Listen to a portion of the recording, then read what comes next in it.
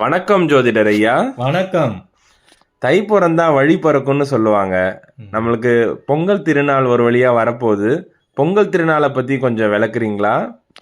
தை பிறந்தால் வழி பிறக்கும் தங்கமே தங்கம், தங்க சம்பா நெல் விளையும் தங்கமே தங்கம். அதாவது தையை பற்றி ஒரு பாட்டே இருக்கிறது, இன்னும் நிறைய பாடல்கள்லாம் இருக்கிறது. தைப்பொங்கல் இந்த வருடம் ஜனவரி மாதம் 15ஆம் தேதி வியாழக்கிழமை தை பிறக்கிறது. தைப்பொங்கலும் அன்று தான் நாம் கொண்டாடப்படுகிறது. நம்ம தைப்பொங்கல் விவசாயிகளுக்கான ஒரு மிகப்பெரிய திருவிழா. அதாவது விவசாயிகள் சூரியனுடைய அருளால் விவசாயம் செய்து அறுவடை தை மாதம்தான் பண்ணுறாங்க. பண்ணிவிட்டு அவங்க கையில் செழிப்பாக இருக்கும்.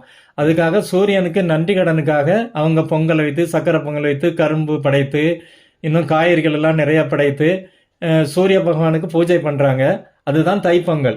அது இந்தியா முழுவதும் கொண்டாடப்படுகிறது. தமிழ்நாட்டில் மிக விசேஷமாக கொண்டாடப்படுகிறது. தமிழர் திருநாள் தை திருநாள்னு கூட நம்ம சொல்கிறாங்க. இந்தியாவில் மகர சங்கராந்தினி கூட சொல்லுவாங்க. அதை சிறப்பையா. நம்ம பொங்கல் அன்னைக்கு எந்த நேரத்தில் பொங்கல் வச்சா ரொம்ப நல்ல நேரமாக இருக்கும்? பொங்கல் அன்னைக்கு விடிய காலம் 4:30 6, அதாவது பிரம்ம முகூர்த்தத்தில் நம்ம பொங்கல் வைக்கலாம்.